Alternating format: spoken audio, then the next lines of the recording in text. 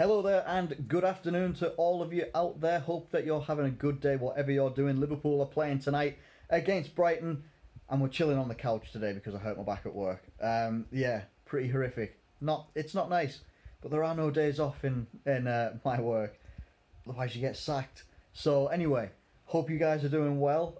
I've obviously taken a fair few painkillers, so I'm going to get through this as quickly as possible before they properly kick in and I don't make sense. Not that I make much sense anyway, but hey, let me know what you think in the comments below about Liverpool versus Brighton tonight. Do you think it's going to be a good game, easy game, or difficult game? I'm going to tell you what I think. I think it's going to be a difficult game. I think it's going to be a hard game. Brighton are sat in 15th in the table. They're looking pretty much safe from relegation because the relegation zone battle is still ongoing with still some teams sat on 27 points, those being Bournemouth and Aston Villa. It looks like Brighton will live to fight another season in the Premier League as well. And to be fair to them, their results recently have been pretty good. Obviously, they got that 2-1 victory over Arsenal, and loads of Arsenal fans really complaining about the physical nature of their play. The striker, Maupe, apparently maliciously took out Leno. He didn't. Not malicious, not whatsoever. It's not malicious whatsoever. He put himself there, made himself known. Leno got injured. It happens. Could have happened to anyone. Could have happened to any goalkeeper. Could have happened from any other striker, any other player on the pitch. It's not his fault. It really isn't. It's just one of those unfortunate things that happened.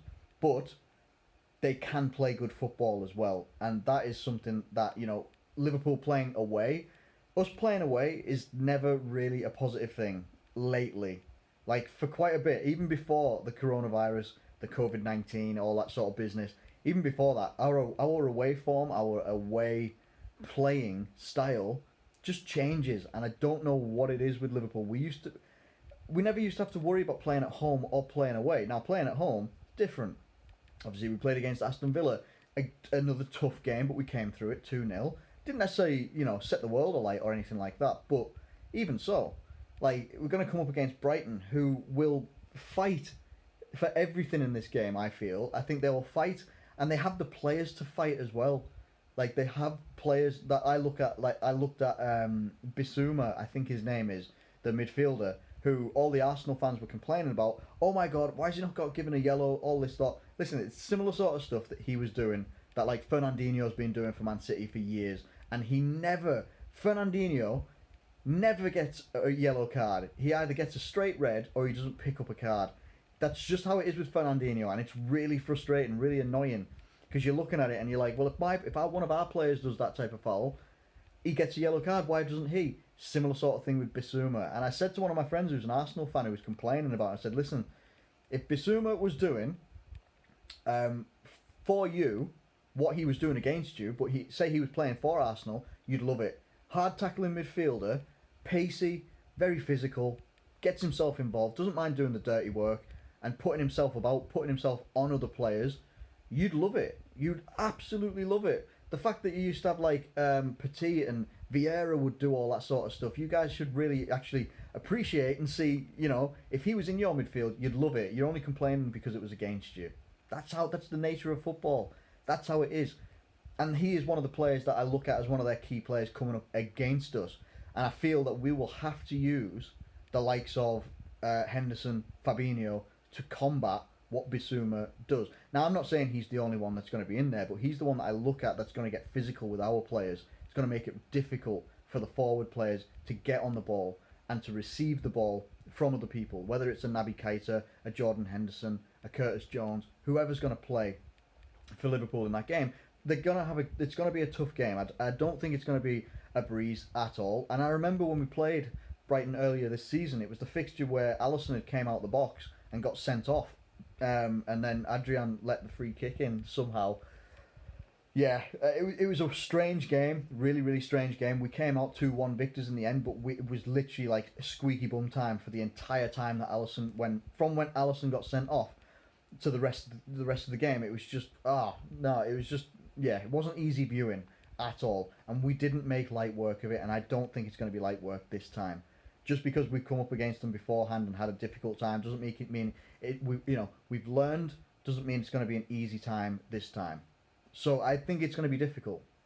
I think that Klopp will continue to go with his strongest team, his strongest formation, whoever he thinks is strong, for as many games as possible. I truly think he'll do that. As long as we aren't missing anyone to injury, which as far as I'm aware, we're not. I think we've got James Milner is still out, and Joel Matip obviously is the long-term injury for Liverpool.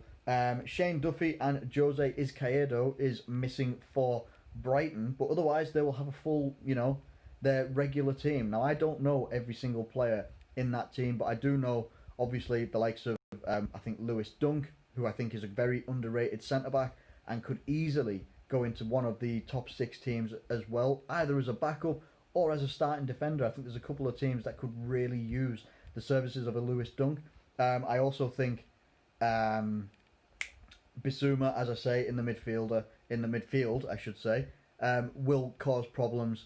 And I think their general play under Graham Potter can be a little bit misleading because they seem to be able to play almost 2 different styles. They can do like what I call the physical Tony Pulis Stoke style football, but they can actually get it on the ground and play football as well, which is 2 very good qualities to have when you're coming up against a team that's top of the league and obviously the champions of the Premier League this season. Liverpool need to go into this one not too fast and furious, because if we go too fast and furious, we almost got caught up by Aston Villa, and Aston Villa are lower in the table than Brighton and generally have a lower quality of player than a Brighton has. If we give Brighton an inch, they'll take a foot, a metre, a mile. They'll take everything that they can. So if they get in behind us or anything like that, and I'm not saying that, Van Dijk or Gomez are going to get caught out here, but it just needs to be a bit careful with the play. Keeping hold of the ball, not trying to risk to... Now, I know we play a very risky style of football. We do. We want to find the passes that no one sees. But also, you come up against a team like this, and what they will be trying to do is pretty much what every other team down the bottom will be trying to do against Liverpool, is get the ball and fire it forward as fast as possible and have someone who is in and amongst the defenders to just run. So to get it over, over a Van Dijk, over a Joe Gomez, and to then, you've got to face Alisson. It's not an easy feat to do at all for any team. But Brighton are going to want to come into this game and think, right, we don't really have much to lose in this game, so we might as well just go out and play our game and play it as hard and as good as we can. That's what they're going to do. We also don't have anything to lose, really, because we've won the title, but what we do want is to keep riding out the rest of the season on positive results, positive mindsets and all that sort of business, everything like that. That's what we want. That's what we want to get for the rest of the season, and that is what we need as well, I feel, because you don't want to end the season on sour notes. You don't want to end the season on like, oh my god, you went like 28 games unbeaten or whatever it was, and then you ended the season on like, 2 draws, 2 defeats, all that sort of stuff. We don't want that. We want good performances. Starting lineup for me, it would need to be, your back line and stuff like that is pretty much going to be the same as always. It's going to be, Alisson, Van Dijk, Joe Gomez, Trent Alexander-Arnold, and Andy Robertson. Now, Jurgen Klopp could throw a curveball and put like a Nico Williams in somewhere. Could play left back, could play right back, but I'm going to say that he's going to stick, to what we know with Trent and Robbo. Hopefully Robertson does get, he's hopefully finding it a little bit more about himself coming back into football. He hasn't necessarily been at the same levels that he always has been. Hopefully he gets back to that, because that'd be, we need him at those high levels as well. Midfield for me, I've got no issues with it being like a Naby Keita, Jordan Henderson, Fabinho sort of midfield. I think that's kind of what we need. If we don't do that, I feel what you could see is a Naby Keita, Gini Wijnaldum, and Henderson midfield as well. Let's not forget that when Henderson and Wijnaldum came on against Aston Villa, they were very key in us turning that game around in our favour. While we didn't go down at Aston Villa, we were struggling so much to create.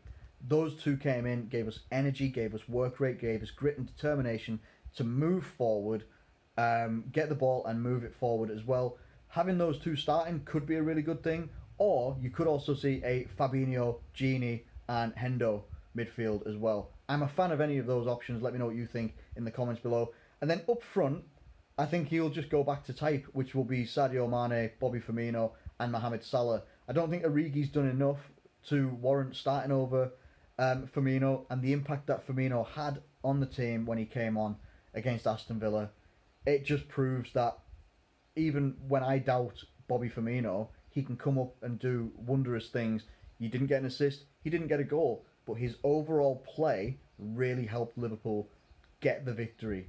It really, really did. And this is something that opposition fans don't understand, rival fans and that don't understand is about Bobby Firmino, is that they're just looking at stats. Look at his overall play and how he actually connects our system together.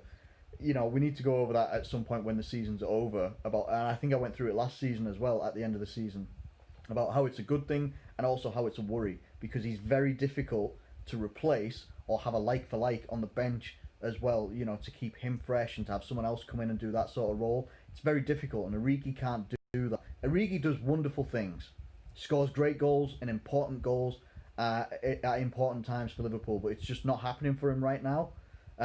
Hopefully it does, and I hope it doesn't mean it's the end of Origi at Liverpool after this season, but we need to see what happens after that anyway. In terms of a result, I'll take a 2-1 all day. I do think it's going to be a really difficult game. I don't think it's going to be I don't think it's going to be easy whatsoever. I think they're going to make it difficult. They're going to make it physical. They're going to try and disrupt our tempo, disrupt our rhythm, disrupt our passing moves, our fluid moves to get our attacks going. And I think that we're going to struggle, especially in the first half. I could see the first half being 0-0 and something having to happen or change in the second half to get a result. I'd love a clean sheet, and I think we could keep one, but I just got a feeling it's going to be 2-1 tonight anyway. But let me know what you think in the comments. Obviously, the game, let me start that one again. The game is happening tonight. We're playing away. Hopefully, it's a good result for Liverpool in the end. But hey, we'll see what happens for now.